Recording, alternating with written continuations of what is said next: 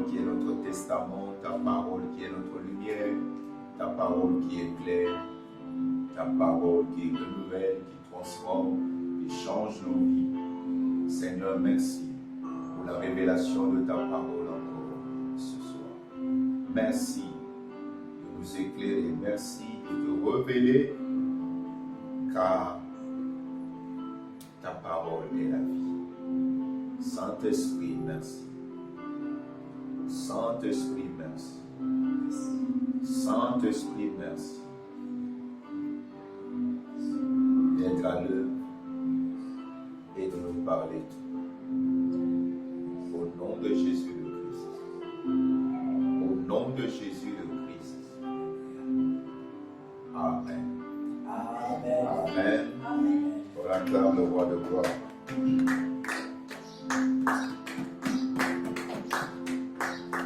Amen. On va acclamer fort.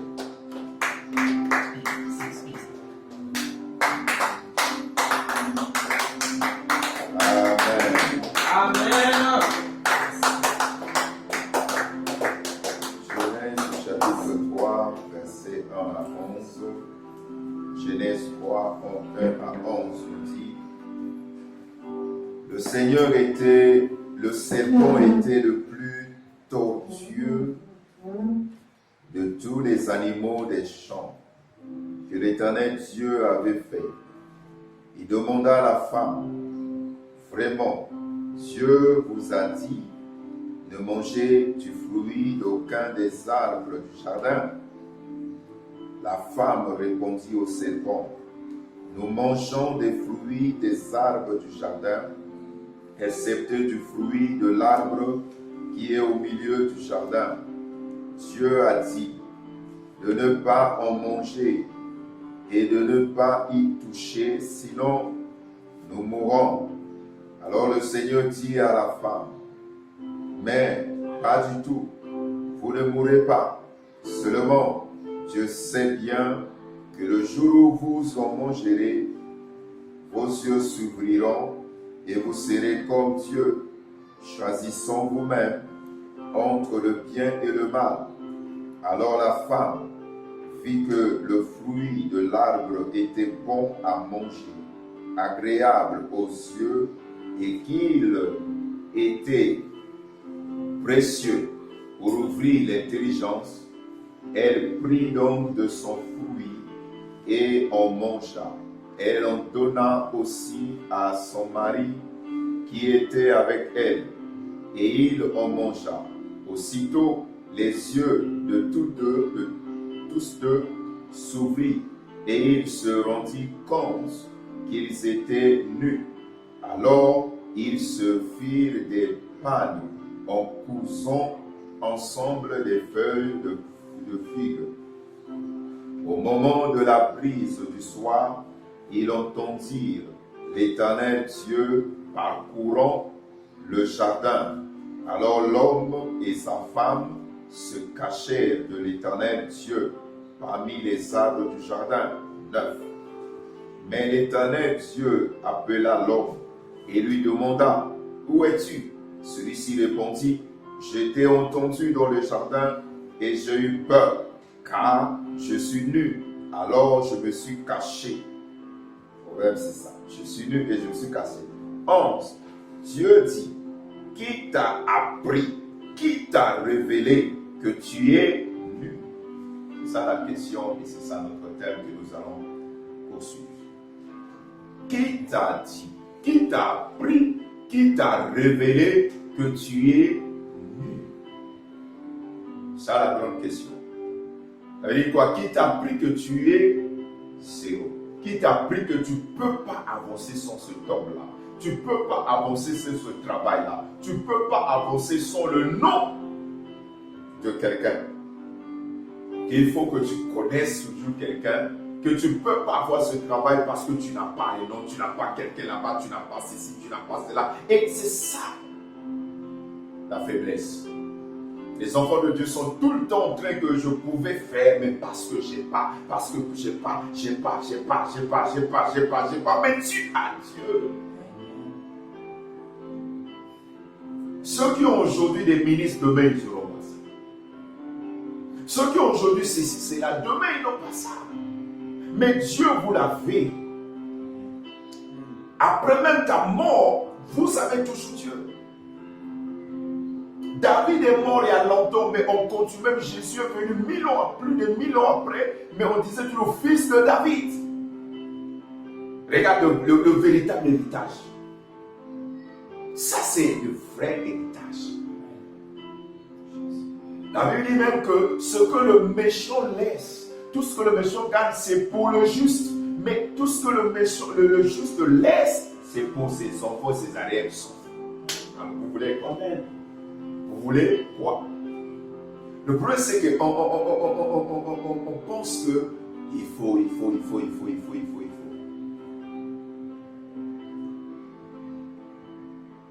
Ça va plus que ça. Relâchez les couilles. Ça va plus que ça. Nous avons plus que ça.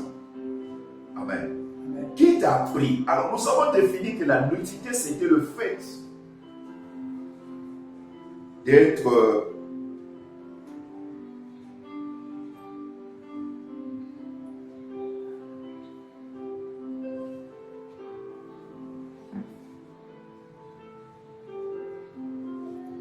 et le fait que l'homme se cachait, tout cela, donc la nudité, c'était être privé des ressources et désarmé de la nature de Dieu. Privé de ressources et être désarmé. Ce sont deux choses. Donc nous sommes en train d'essayer d'aller un peu de l'homme fuyait la présence. Pourquoi? Selon lui, je suis nu. Donc, désarmé. Pourquoi? Il était désarmé de ce que Dieu l'avait béni. Genèse 1, 28. On a vu ça. Les ressources, c'est quoi? On a défini aussi les ressources. C'était ce à quoi on a recours. Ce qui peut fournir un moyen de se tirer d'embarras. Et désarmer, c'est être enlevé, dépouillé de quelques armes, de ses armes, de son armure, obligé de se livrer à rendre ses armes. Et on a vu ce que cela a fait. On a vu l'exemple. La dernière fois, nous sommes arrêtés avec un Samuel. Comment est-ce un défi? Un roi qui était nu et un autre roi qui était revêtu.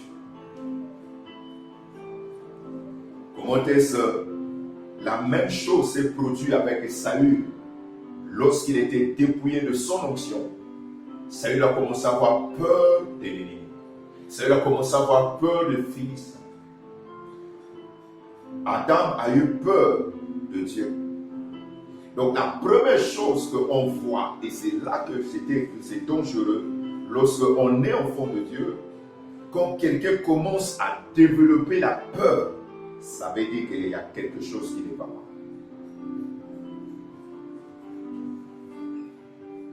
Si lorsqu'on a déjà donné sa vie à Jésus et qu'on continue à développer la peur, à vivre dans la peur, ça veut dire qu'il y a quelque chose qui n'est pas mal. On a vu que la peur, comment est-ce la peur a lié les gens, a manipulé les gens pendant 40 jours. Et il fallait que quelqu'un, David, vienne relever les défis. Parce que David avait bien vu. On ne va pas trop traîner là. Il y a un autre enseignement que nous allons approfondir sur ça. Et nous allons avancer. La bénédiction était l'assurance. C'était comme l'onction qui protégeait. Alors nous allons voir quand David a eu l'onction, cette puissance pour terrasser Goliath, l'Esprit de Dieu qui est en nous, c'est lui qui manifeste l'onction. Ésaïe chapitre 10, verset 27. Nous voyons que l'onction éclate le jour. Israël, les Philistins représentent des démons. Ils ont mis un jour, pendant 40 jours. Le défi était là, mais personne ne pouvait relever le défi. Le monde te défie. La famille te défie. Tu es enfant de Dieu. Mais est-ce que tu peux, comment est-ce que tu dois sortir? Dieu a fait en sorte qu'en le recevant, ce n'est pas Jésus que tu reçois, c'est Christ que tu reçois. Et Christ, c'est l'onction, c'est l'esprit que tu reçois. Donc la capacité de vaincre est en toi. Et cette capacité-là que nous recevons en Christ, c'est ce qui est dit ici. Dans Ésaïe chapitre 10, verset 27. Saül a perdu l'onction, mais David avait son onction. Adam, ils se sont retrouvés nus. Parce que vous voyez que même après même qu'ils ont fait avec les feuilles comme des pannes, mais ils continuent à fuir. Parce qu'au fait, tout ce que nous pouvons essayer de faire, notre propre justification ne peut pas nous sauver. Ne peut pas nous sauver.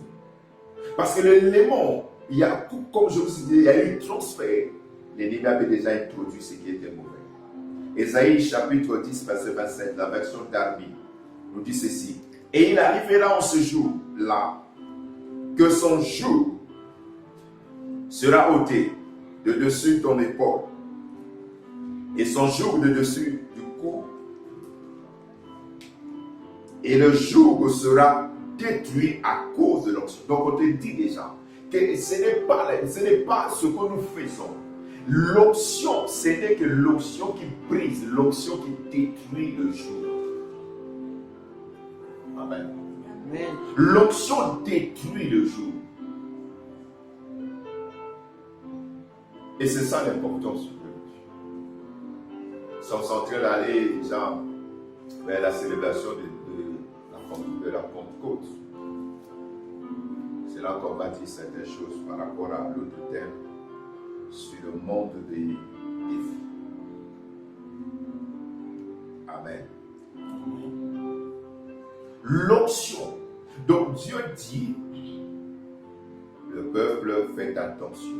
Quand il relâche les jougs, ce n'est pas simplement les paroles, ce n'est pas simplement les prières, mais c'est l'onction qui va détruire le joug. Il ne faut pas trop chercher ça. Vous avez l'esprit avec vous. Vous avez la parole qui active l'onction. Qu'est-ce qui entretient l'onction? Parce que l'esprit de Dieu, c'est l'esprit de Dieu qui libère. C'est l'onction et l'onction du Saint-Esprit. La puissance, c'est la puissance du Saint-Esprit. Mais le Saint-Esprit est en toi. Mais le problème, c'est quoi? Le problème, c'est que tu ne sais pas comment entretenir l'Esprit du Seigneur qui est en toi. Quand tu apprends, quand tu comprends comment entretenir cet esprit-là, la puissance va s'élever. David n'a rien eu comme signe, mais il a relevé les défis. Il s'est appuyé sur Dieu et on vous a déjà dit tout ça. C'est l'onction qui brise le joug. Peu importe le joug, il faut l'onction.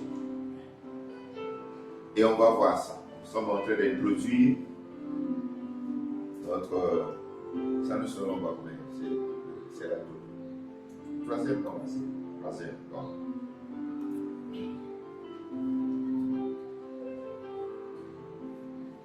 Nous voyons Zacharie chapitre 4, verset 6. Là-bas, l'Éternel des armées dit à son serviteur Zorobabel, parce qu'ils avaient pour mission de rebâtir le temple. Mais il lui dit, mais donc pendant qu'il faisait le temple, Dieu dit à Zacharie, l'Éternel des armées dit à son serviteur Zorobabel, dans Zacharie chapitre 4, verset 6. Zacharie 4, verset 6.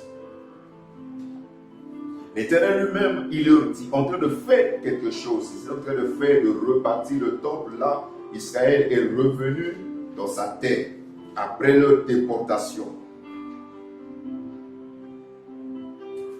Zacharie 4, verset 6. La version Sauveur. Là-bas, il lui dit, il y avait beaucoup de choses. Pour essayer de vous faire comprendre cette partie, c'est que Dieu a donné à Zacharie une sorte de vision. Maintenant, il lui demande de voir. Il a vu, mais après Dieu lui dit, ce que tu as vu là, par rapport au travail que je t'ai donné, écoutez ce qu'il dit. Il reprit. Donc l'ange qui parlait à Zorobabel, il reprend, il reprit, il dit, voici le message que l'Éternel t'adresse. Donc il lui a fait montrer le chandelier et les choses. Mais après il dit, voici le message derrière ce que tu as vu là. Tu as bien vu. Mais et voici le message maintenant. Que l'Éternel t'adresse. Que l'Éternel adresse à Zorobabel. Cette œuvre, dont cette œuvre, vous l'accomplirez ni par votre bravoure, le courage, force, ni par la force, mais c'est par mon esprit. Le Seigneur des armées célestes le déclare. Vous voyez? C'est l'ennemi, donc cette œuvre-là. Donc quand nous faisons l'œuvre, quand nous sommes en train de chercher les armes, nous devons savoir une chose, qu'on ne peut rien faire, ce n'est pas par notre langage. Éloquence. Tu parles bien, non. Ni par ta force. Tu cherches à convaincre, non. Mais c'est par l'esprit. Donc pour bâtir, il faut l'esprit. C'est l'esprit du Seigneur qui nous permet de bâtir et les gens et même l'édifice. Peu importe si l'œuvre est grande, appuie-toi sur son esprit. Appuie-toi sur lui. Appuie-toi sur l'esprit du Seigneur qui est en toi. Amen. Maintenant, le problème, c'est que lorsqu'on ne sait pas s'appuyer sur ça, on aura des problèmes. Tout ça, je suis en train d'introduire pour vous amener maintenant vers le Nouveau Testament. Alors, il y a ceci. Nous avons vu, alors que le premier Adam a fini par se dire qu'il était nu et fouiller la présence de Dieu, alors que le premier Adam a fini par dire qu'il était nu et fouiller la présence de Dieu, mais dans Ésaïe, chapitre 7, versets 14 à 15, là-bas, on annonce, c'est l'annonce du deuxième Adam. Que fera-t-il? L'annonce du deuxième Adam, que fera-t-il? Ésaïe 7, versets 14 à 15. Que dit la Bible? C'est pourquoi le Seigneur lui-même vous donnera un signe. Voici, la vierge fille deviendra enceinte. Elle enfantera un fils et elle lui donnera le nom d'Emmanuel. 15. Il mangera de la crème et du miel jusqu'à ce qu'il sache rejeter le mal et choisir le bien. Voyez, jusqu'à ce qu'il sache, donc il sera normal comme tous les enfants. Ce mère aussi dit la même chose au verset 15. Il mangera la crème et du miel jusqu'à ce qu'il apprenne à rejeter le mal et à choisir le bien. Vous voyez?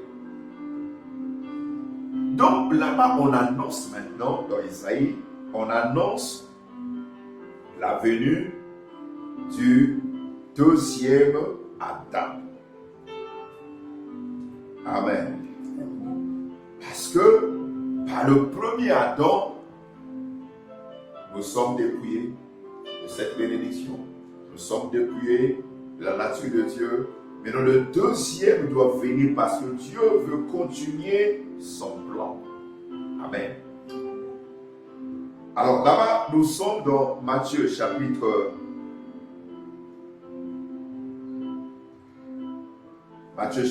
1, verset 18 à 25.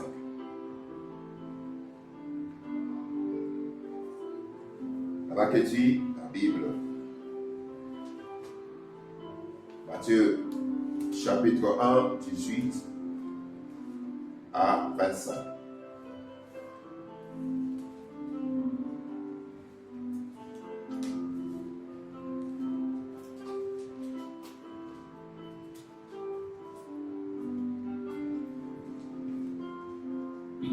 La parole de Dieu nous dit ceci. Voici dans quelles circonstances Jésus-Christ vint au monde. Marie, sa mère, était liée par fiançailles à Joseph. Or, elle se trouva enceinte par l'action du Saint-Esprit.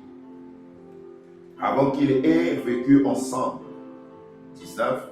Joseph, son futur mari, était un homme bon et droit. Il ne voulait pas la livrer au déshonneur.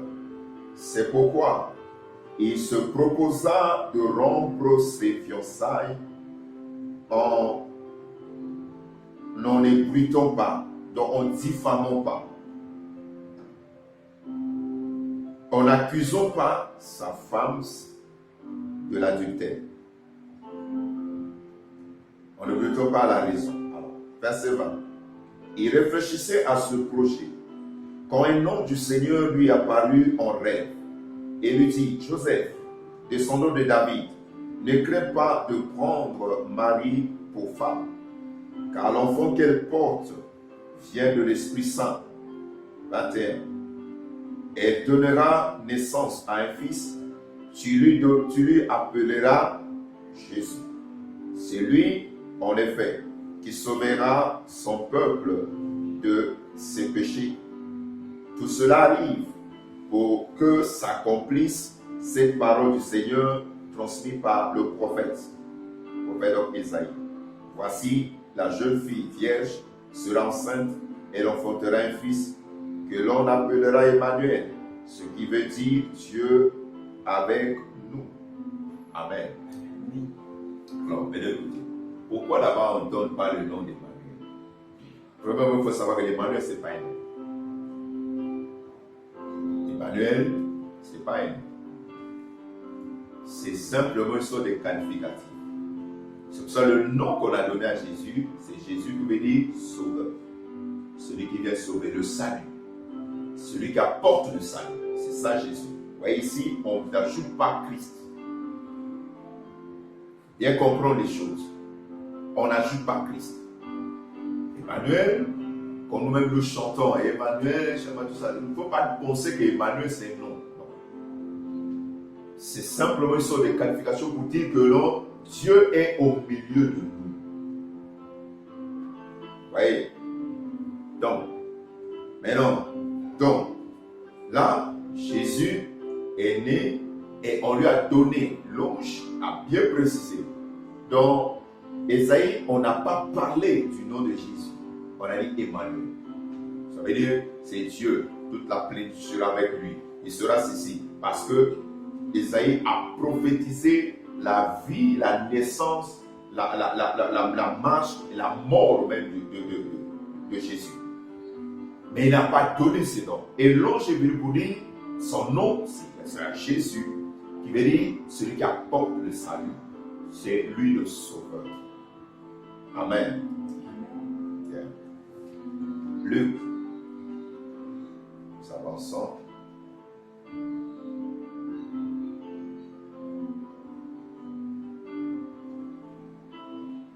Le baptême de Jésus, c'est ici que l'enfant de Dieu devient fils.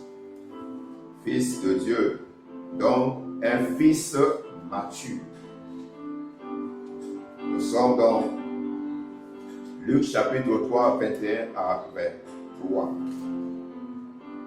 Luc 3, 21 à 23. Ça nous semble maintenant Jésus a vécu 30 ans. Et c'est à partir du verset 24 qu'on peut voir ça. Vous voyez que dans Ésaïe 7, verset 15, on nous dit que l'enfant va manger comme tout le monde, vivre jusqu'à ce qu'il va rejeter le mal pour choisir le bien. Amen.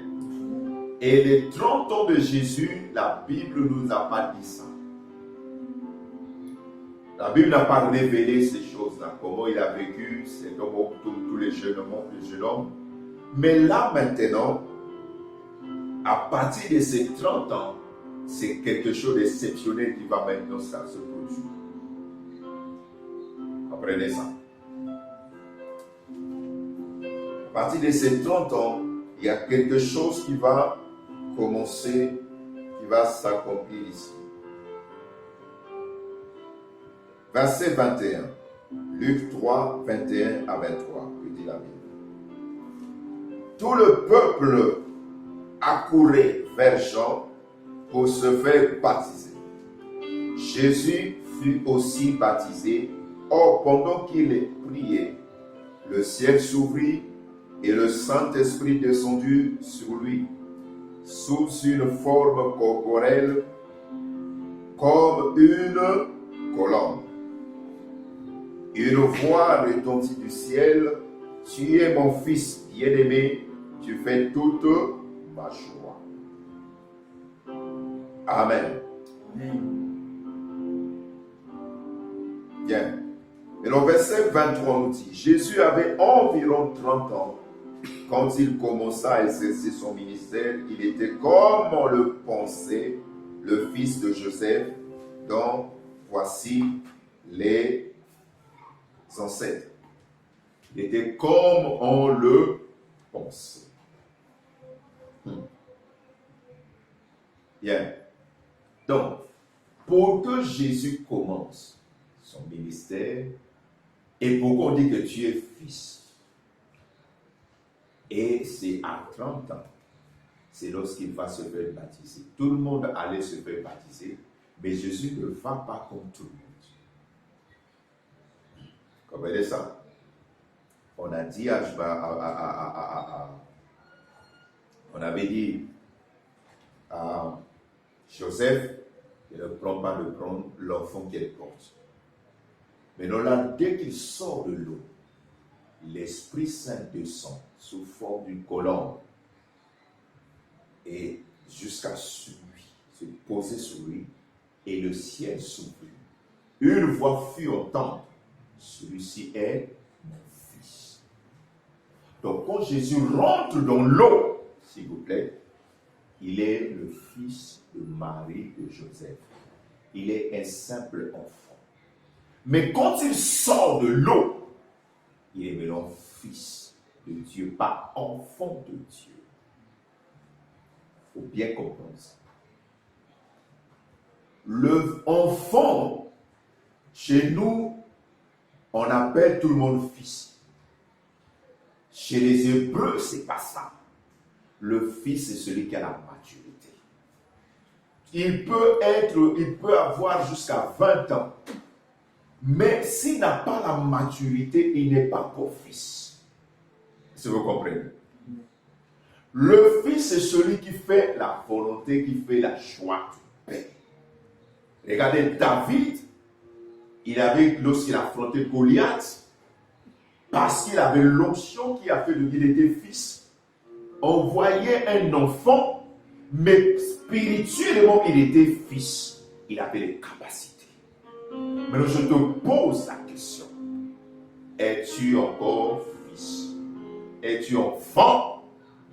Une fillette? Ou un fils?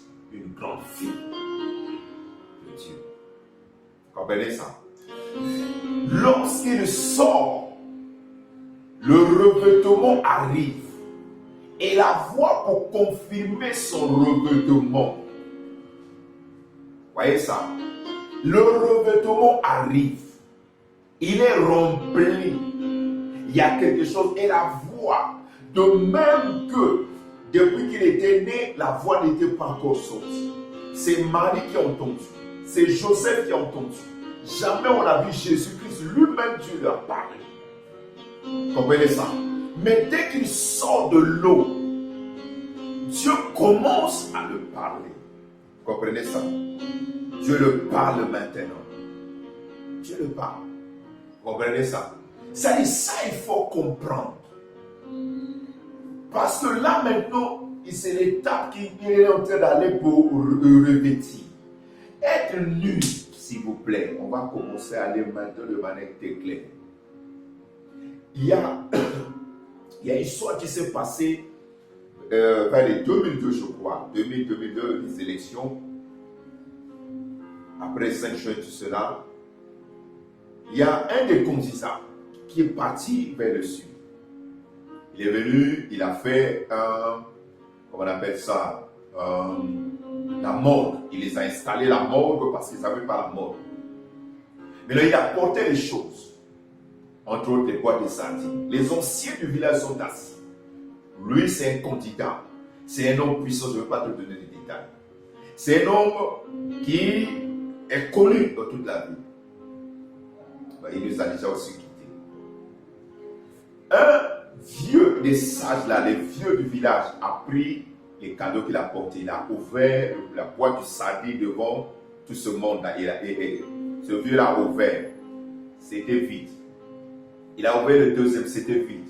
Et il lui a parlé, il lui a dit, de même que cette boîte est vide, toi aussi tu es nu.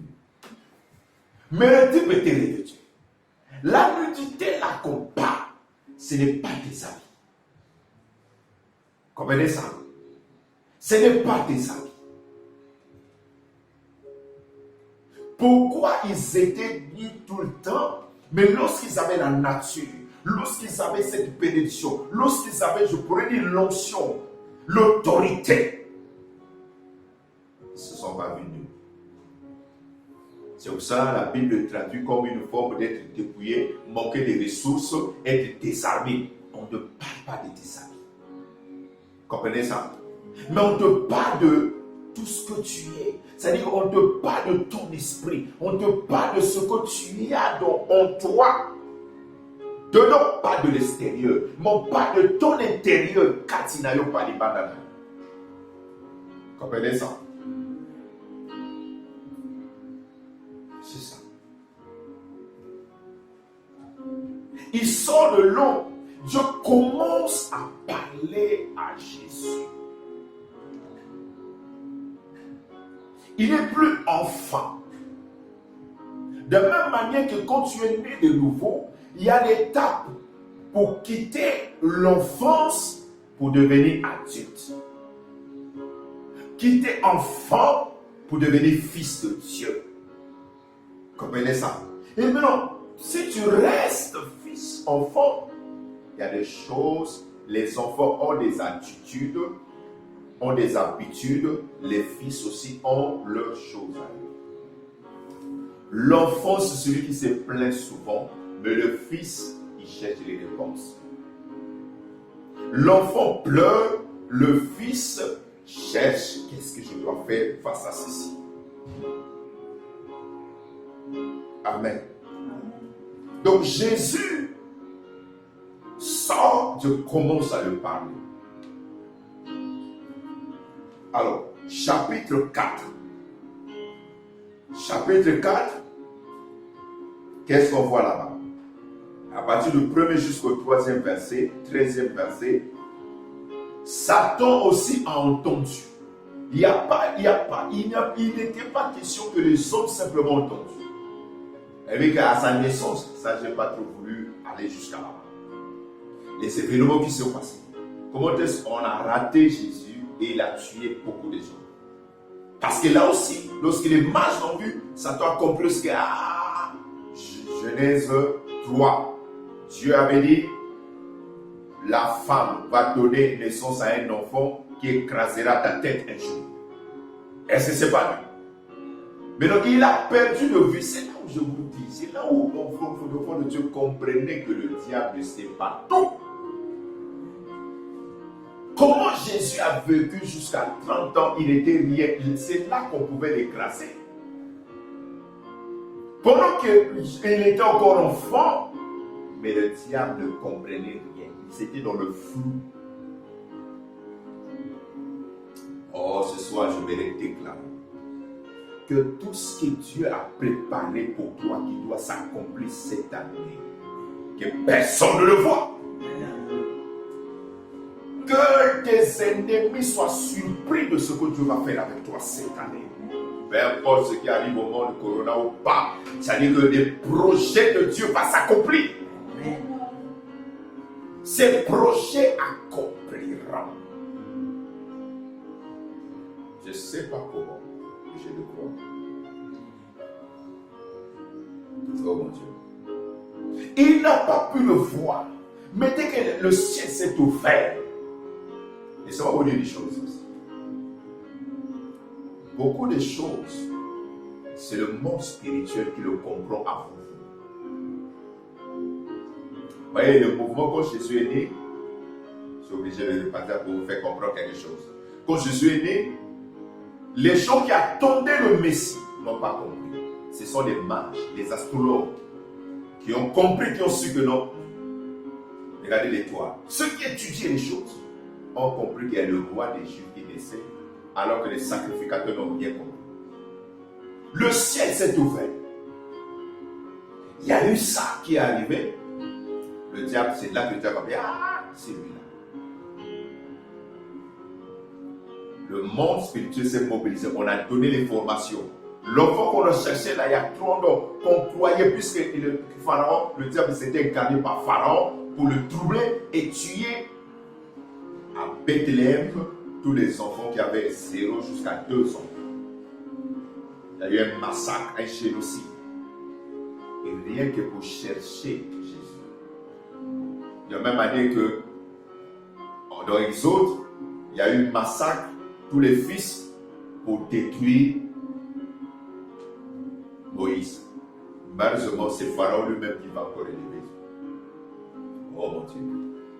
Que même si Dieu te donnait un rêve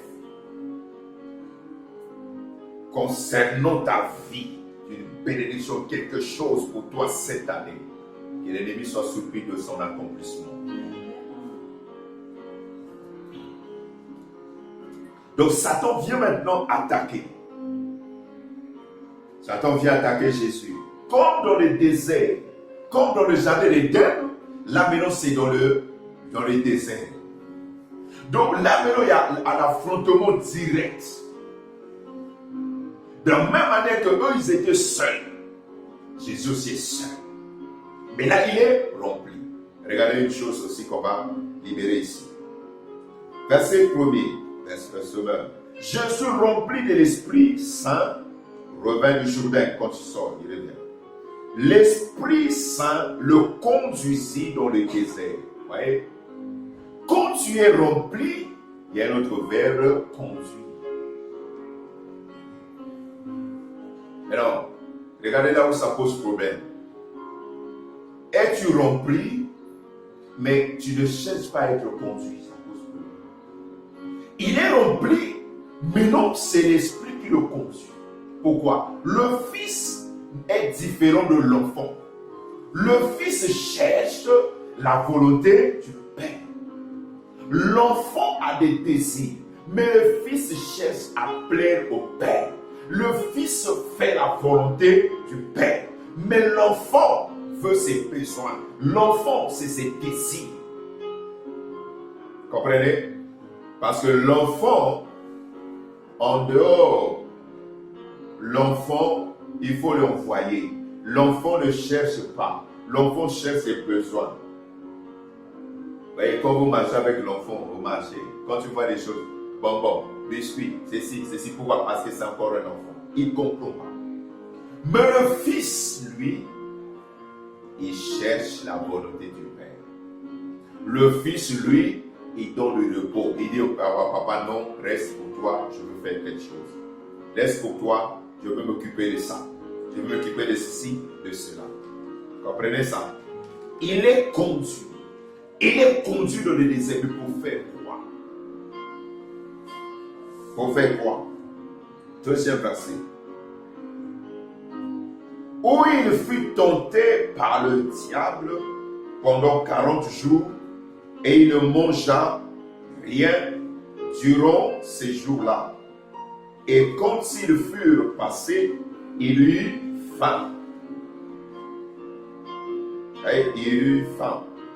Alors le diable lui dit, si tu es le Fils de Dieu, ordonne donc. Oui, il dit pas si tu en fais. Voyez la question. Il aime ça. Nous amener dans les doutes. De la manière que Genèse 3 qu'on a lu, il a dit, est-ce que, vous voyez, c'est même la ruse. Il sait bien que Dieu a dit, mangez tout, mais sauf ça. Un seul âne. Mais il dit, est-ce que Dieu vous a dit de ne rien manger? Mais non, qu'est-ce qu'il a fait? Il a généralisé. Il a dit, est-ce que Dieu vous a dit, vraiment, Dieu vous a dit de ne rien manger? Là, quand Olivier dit, es-tu réellement fils de Dieu? Il dit, mais si tu es fils de Dieu, si tu es fils de Dieu,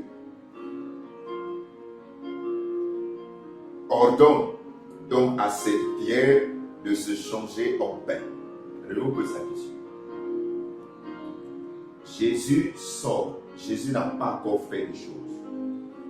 Jésus n'a même pas encore guéri. Il est rempli. Maintenant, je vous pose la question. Jésus lui dit, es-tu fils de Dieu, change cette pierre en pain. Pourquoi le diable lui pose cette question? Pourquoi il dit ça? Et s'il lui dit ça, c'est que ça veut dire qu'être fils de Dieu, il y a quelque chose. Être fils de Dieu, nous avons des capacités surnaturelles. Être fils de Dieu, nous avons des droits. Mais le problème, c'est que l'Église, on n'arrive pas à comprendre qui il est. Les enfants de Dieu n'arrivent pas à comprendre qui sont nous. Il dit, si tu es fils de Dieu, transforme ces pierres en pain, en Dieu. Ça veut dire que la situation qui est compliquée là, oh, je vais préparer à quelqu'un. Ça veut dire comment sont les gens qui banga. Tu peux le changer à quelque chose. Vous voyez, la pierre, c'est quelque chose qu'on ne peut pas manger. C'est quelque chose qui est dur. C'est quelque chose qu'on tue. C'est que tout est en haut au souk.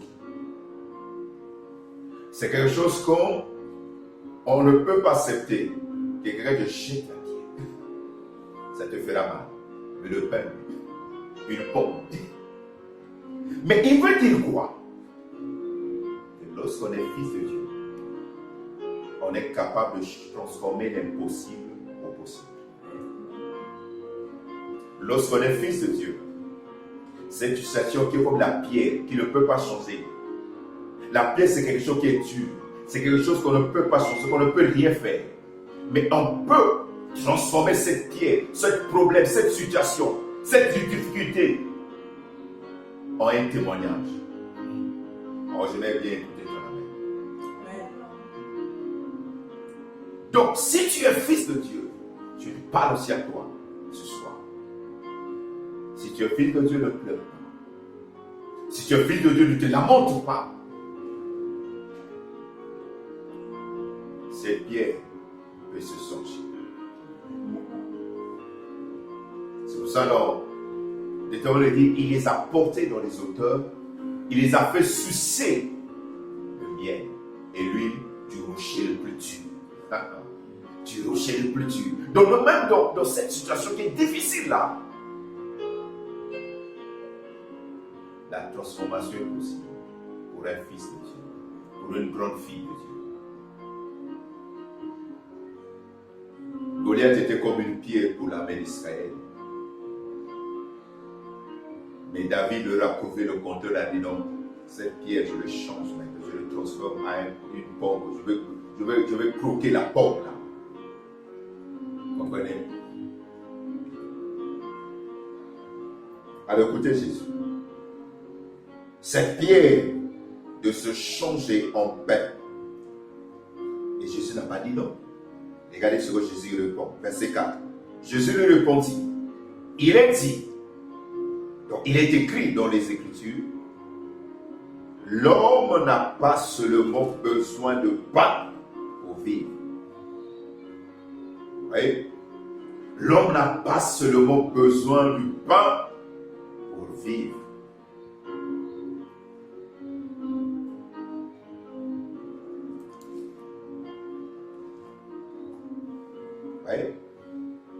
Jésus n'a pas accepté de le faire s'il faisait ce que le diable voulait parce que c'est la chair. Or, lorsqu'on est enfant, pourquoi j'insiste sur le Fils? Parce que lorsqu'on est enfant, la chair peut te pousser, le diable peut te pousser à faire des choses, mais un fils fait des choses selon la volonté de Dieu. Amen. C'est pour ça que Jésus n'est pas parti rapidement aller ressusciter, aller guérir Lazare. Il a attendu que Lazare soit mort. C'était la volonté du Père. Vous voyez, on l'appelait, il est resté. Un enfant pouvait courir pour aller guérir, alors que l'impact de la guérison et de la résurrection n'est pas le même. La résurrection a eu plus d'impact que la guérison de Lazare. La résurrection a convaincu plus les hommes que sa guérison, que plus n'étaient pas au courant. Parce que tous ceux qui étaient au courant de sa mort et de son enterrement ont réappris qu'il est ressuscité. Ils l'ont vu encore. Alors là, c'était les gens commençaient à dire non, mais ça peut être qu'un mystère. Comprenez ça? Il faut comprendre ça.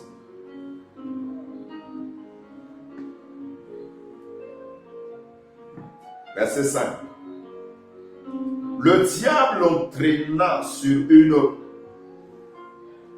hauteur 6, lui montra en un instant tous les royaumes de la terre et lui dit, jette-toi, je te donnerai la domination universelle, ainsi que les richesses et la gloire de ces royaumes.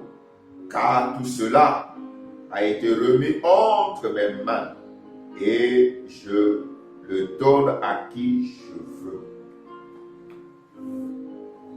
Qui lui avait donné? Ce n'est pas Dieu, c'est Adam. L'autorité sur la terre. La royauté sur la terre. Et Adam lui-même s'est retrouvé nu. Donc, toute l'onction, la capacité, le pouvoir là, de régner, il a été donné. Mais non, écoutez. Pourquoi même il veut donner ce qu'il avait pris? Parce que Jésus est venu avec autre chose. Pourquoi il veut donner maintenant Jésus? Et qu'est-ce qu'il va prendre?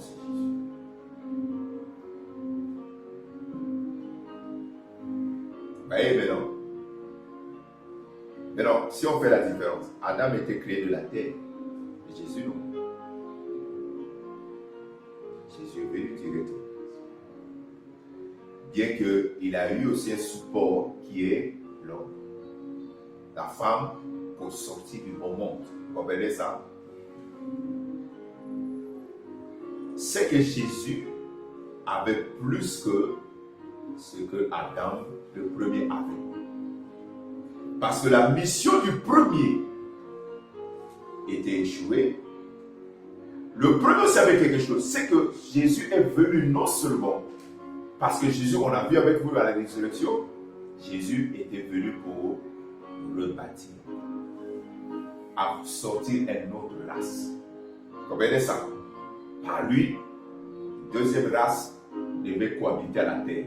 C'est pour ça que l'Église est sur la terre, mais on nous dit quoi? Nous sommes comme des pèlerins. Sur la terre, il y avait un autre royaume qui devait se constituer.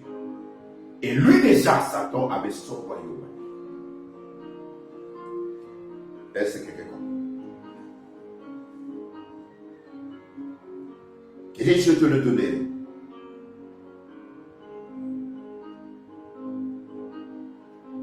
Verset 7.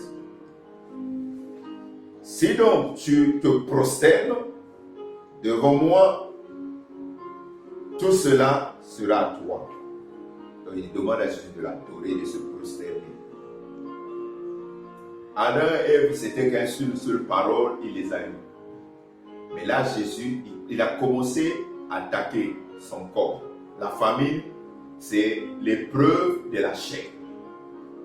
Là maintenant, il rentre dans l'épreuve de l'âme. Vous voyez, nous aimons les choses, nos désirs et dans l'âme et tout ça. Il vient maintenant là. Verset 8, Jésus lui répondit. Il est écrit, tu adoreras le Seigneur ton Dieu et c'est à lui seul que tu rendras un culte. Voyez. Verset 9. Le diable ne l'arrête pas. Il va encore troisième dimension. Et donc là, il veut l'amener à une troisième tentation. Parce que le corps, l'homme, l'être a trois dimensions. Le corps, l'âme et l'esprit. Le diable le conduisit ensuite à Jérusalem et le plaça. Tout ça, c'est dans les visions. C'est pour ça qu'il faut faire attention parfois. Quelqu'un l'a assis, non, j'ai vu, Dieu m'a montré. Là, c'est Jésus, hein, s'il vous plaît. C'est Jésus. C'est Jésus qu'on est en train d'amener. C'est celui que Dieu lui-même a dit, celui-ci est mon fils. J'ai toute ma joie. J'ai tout mis là. Celui qui est le premier qui a reçu l'esprit de forme corporelle qui est venu entrer en lui là. Dans sa plénitude, l'esprit est venu. C'est lui qu'on est en train d'amener dans les visions. Et donc toi tu es assis, tu es là. Non, Dieu m'a dit, il faut faire attention. Non, Dieu m'a dit, non, j'ai vu. Il faut faire attention. Il faut faire attention. Vous voyez. Il amène. Et qu'est-ce qui se passe là-bas?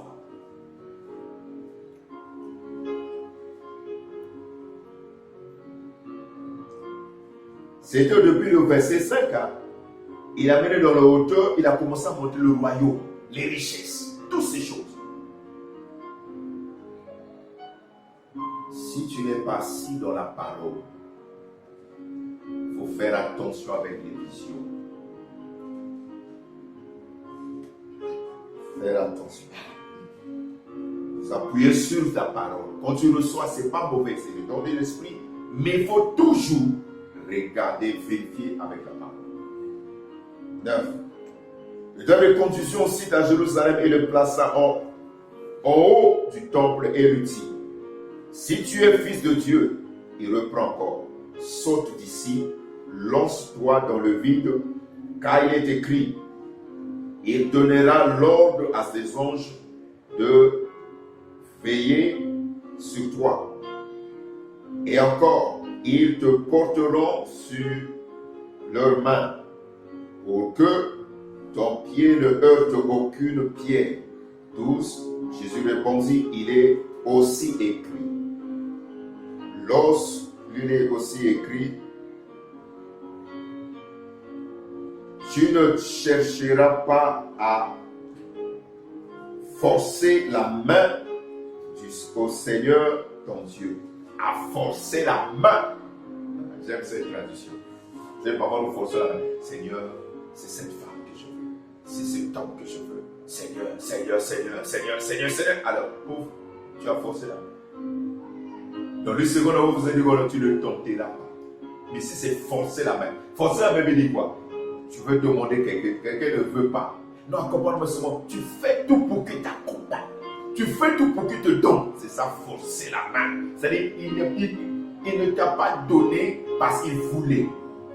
Mais parce que tu l'as trop forcé, bon, pour leur prends seulement.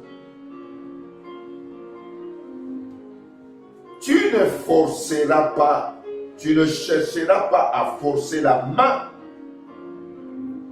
au Seigneur ton Dieu. Seigneur, Seigneur, Seigneur, et regarde, Seigneur, Seigneur. Ça, c'est les enfants et les fils attendent. Seigneur, j'ai vu ça, mais quelle est ta volonté? Seigneur, je veux faire ça, mais quelle est ta volonté? Et attendre patiemment. Nous devons nous attendre à Dieu. Oh. 13. Lorsque le diable eut achevé de le soumettre à toutes sortes de tentations, il s'éloigna de lui jusqu'au temps fixé. Vous savez déjà, même là, le ciel commence à regarder. Mais, Seigneur, Le premier là, Adam, avait échoué. Jésus. Parce que l'autre voulait causer. Mais Jésus a mené, donc il est écrit. Le diable comprenait, c'est pourquoi le Dieu est venu, il est écrit. Si tu es après, il est écrit. Parce qu'il a entendu aussi l'autre disait, il est écrit. Comprenez ça? Il est écrit, il est écrit. Il est écrit, il est écrit. Il est écrit, il est écrit. Comprenez ça? Nous devons faire attention, bien-aimés. Nous devons faire attention. Alors, toujours là, nous continuons. Jésus va maintenant se déclarer Messie.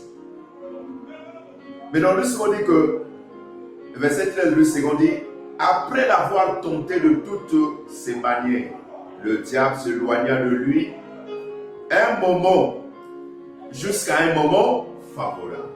Il ne va pas là-dessus. Mais il a échoué. Il ne peut pas. Et il va attendre maintenant un autre moment. Verset 14, on dit quoi? Mais dans la fin, dans d'autres versions, on dit que, et là, les anges viennent pour le servir. Je crois que c'est Matthieu qui dit ça. Les anges viennent maintenant pour servir. Lorsque Jésus appelle, donc le ciel attendait aussi. Le ciel, regarde, le monde spirituel. Il y a des choses parfois. Parfois tu es là, tu penses que nous avons pas zaté. Non, le monde spirituel regarde. Parfois c'est des défis qui te dépassent. Quand Jésus est sorti de celui, c'est l'esprit qui l'a conduit à aller faire le baptême. Pourquoi? Malgré ce n'est pas écrit. Je ne pense pas que c'est le premier jour que Jean-Baptiste a commencé à baptiser et Jésus a commencé. Non, Jean-Baptiste peut-être a commencé à baptiser comme ils sont tous les deux les mêmes âges. Mais on ne nous dit pas quel âge Jean-Baptiste a commencé. Mais je pense que Jean-Baptiste a commencé peut-être vers les 20 ans, à 20 ans. Son baptême. Donc, je pense que des années sont passées jusqu'à ce qu'un jour il s'est réveillé.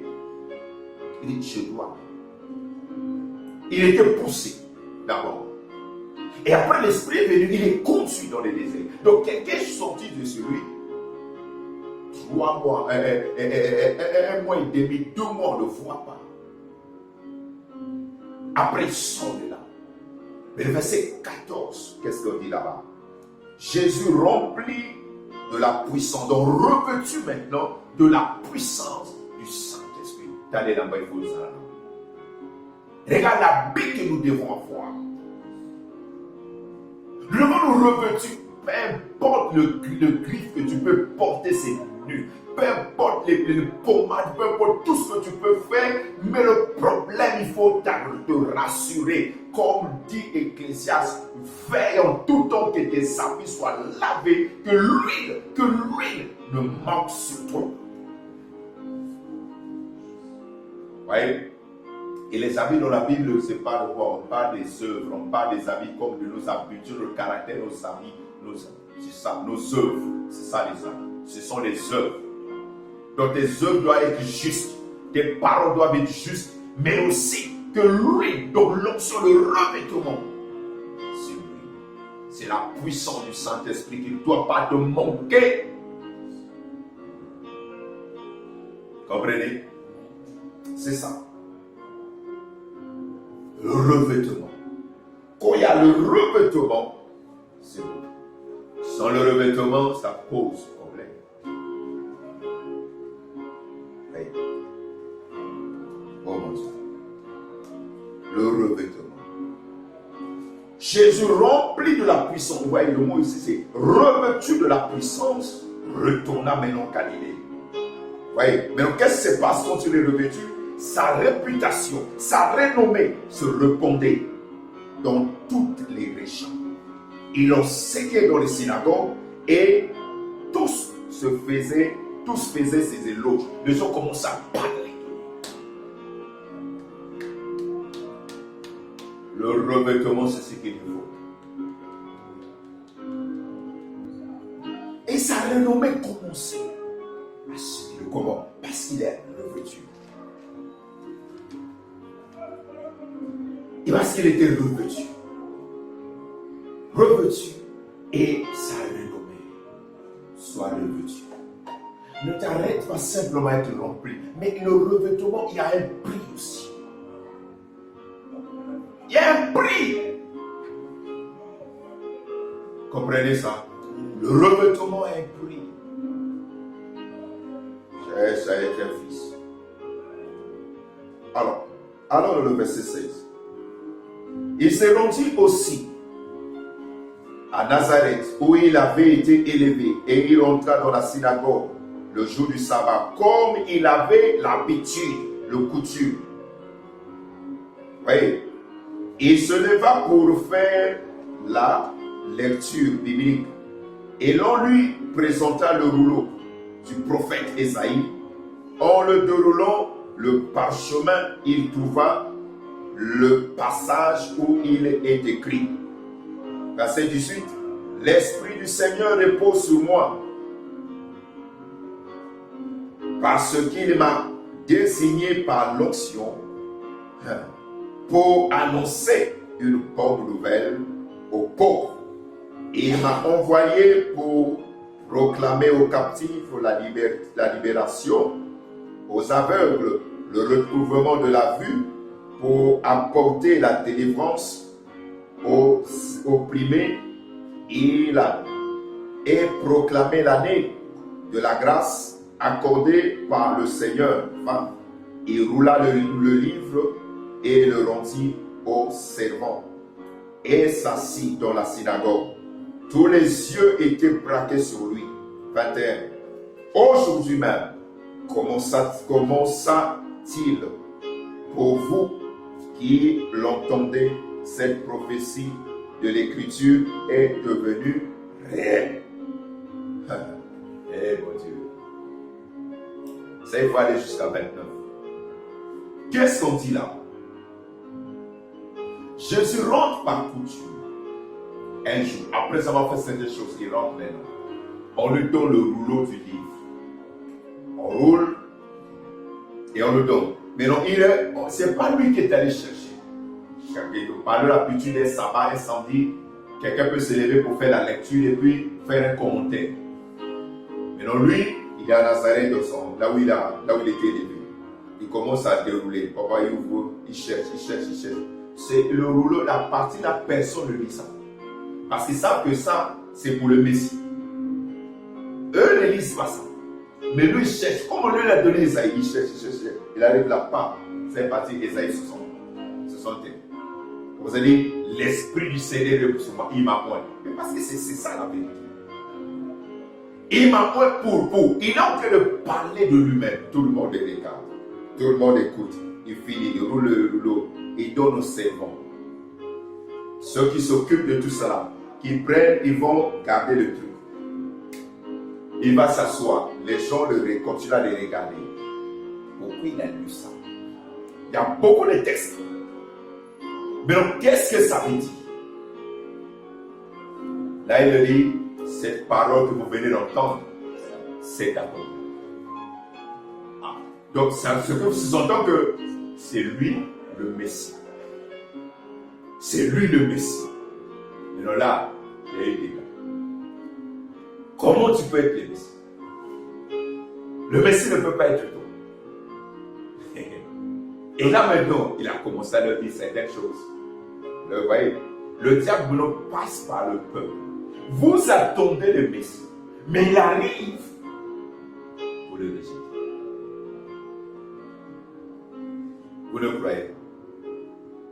Parce que lorsque un homme a déjà des attitudes, un système de pensée en lui, il y aura toujours le chien. Comprenez ça? Verset, je prends quel verset là? C'est à partir là, c'est 14 jusqu'à 29. Je prends le verset 18. En entendant ces paroles, tous ceux qui étaient dans la synagogue se mirent en colère. 29. Ils se levèrent, l'entraînèrent Jésus, ouais, on continue toujours Jésus, hors de la ville, jusqu'au sommet de la montagne sur lequel elles étaient parties, afin de le précipiter dans le vide. Mais, verset 30, il passa au milieu d'eux et s'en alla. Parce qu'on ne pouvait pas le tuer là. Regardez comment est-ce quelqu'un, tout le monde s'est levé l'église, c'était peut-être 30, peut-être 50, peut-être 60. Ils ont réussi à le pousser jusqu'au sommet de la montagne. La falaise est là pour le précipiter là pour faire dans les bouloirs. Il arrive là. D'un boum, il passe au milieu de tout le monde, ouvre la voie, il passe, il va. L'onction. Le revêtement. Ton problème, c'est que tu penses à ton corps, mais pas à ton esprit.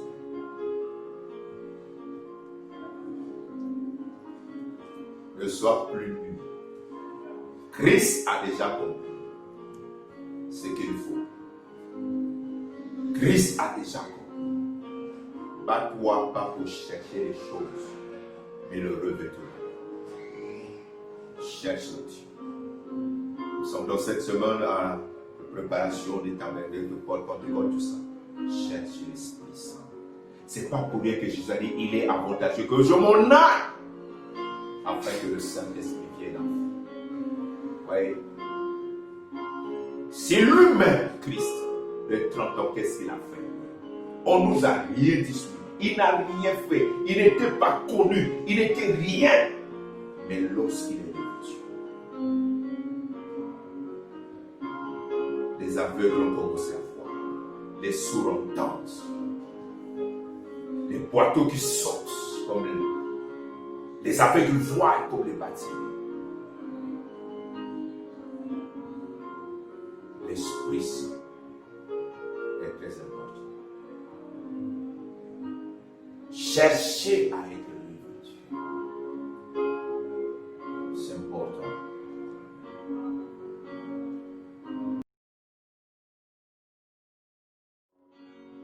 Dis à Dieu que tu as besoin de lui. Dis à Dieu que tu as besoin de lui. Tu as besoin de ce revêtement. Tu as besoin non seulement d'être rempli, mais d'être revêtu. Que peu importe ce que l'ennemi peut montrer, que tu continues, que tu ne dises pas que tu es libre. Parce que Christ est mort pour toi. Parce que Christ est ressuscité et que l'Esprit du Seigneur est avec toi. Lève ta voix et commence à le parler.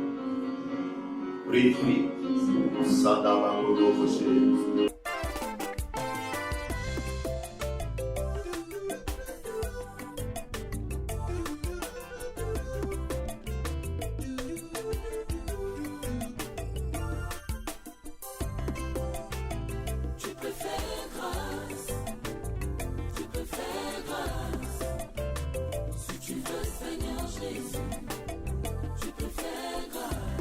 L'ennemi t'a beaucoup menti en te disant que tu étais nul comme Adam et Ève. Oui, parce qu'il prospère. Mais tu es en Christ. Christ a tout accompli. Maintenant, c'est à toi de faire ta part. Peut-être que le problème, c'est le désir. Il faut être assoiffé, affamé pour le revêtement. Pour être rempli et revêtu, il faut la faim et soif. Il faut avoir faim et soif. Sans le désir, sans le besoin, il n'y a rien. Prie. Commence à désirer. Cherche à avoir ce désir. Tu dois avoir le désir. Tu dois être assoiffé, affamé. Et là-bas,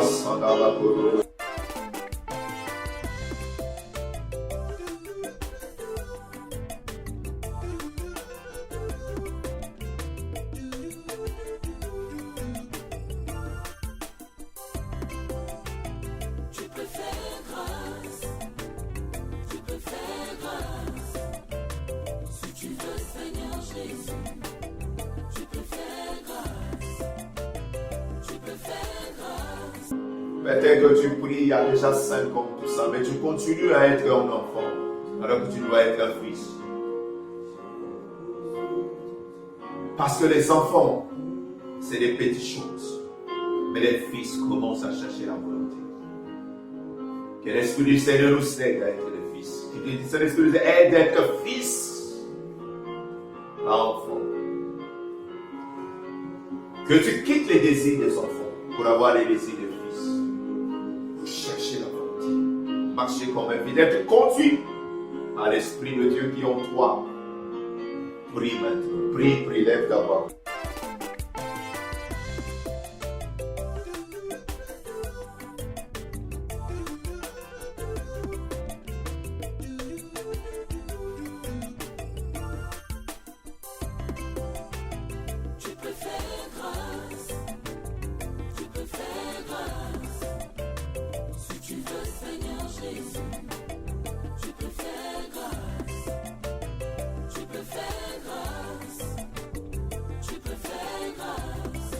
Simplement une chose. Fais croire ton désir. Voulons nous confier en toi. Fais croire ce désir. Aide-nous à réaliser. Être rempli et revêtu. C'est pas pour rien que tu as dit, il est avantageux que je m'en aille. La vie chrétienne ne peut être vécue sans toi. Ce n'est que le revêtement spirituel. C'est ça le vêtement qu'il faut. Être rempli et revêtu de l'Esprit. Refusons d'être des chrétiens, des enfants de Dieu. Seigneur, vite. Aide-nous s'il te plaît. Aide-nous s'il te plaît. Aide ma soeur, aide mon frère, tous ceux qui nous suivent et ceux qui sont là. Remplis et revêtus.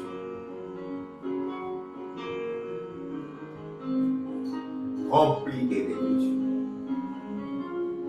Au nom du Christ Jésus. Au nom du Christ Jésus. Merci Père pour ton Esprit Saint. Saint-Esprit, continue ton œuvre et continue à accomplir ce qu'il faut. Que toute la louange et la reconnaissance te soient données, toi qui vis à jamais. Au nom du Christ Jésus. Amen. Amen. Que Dieu soit loué.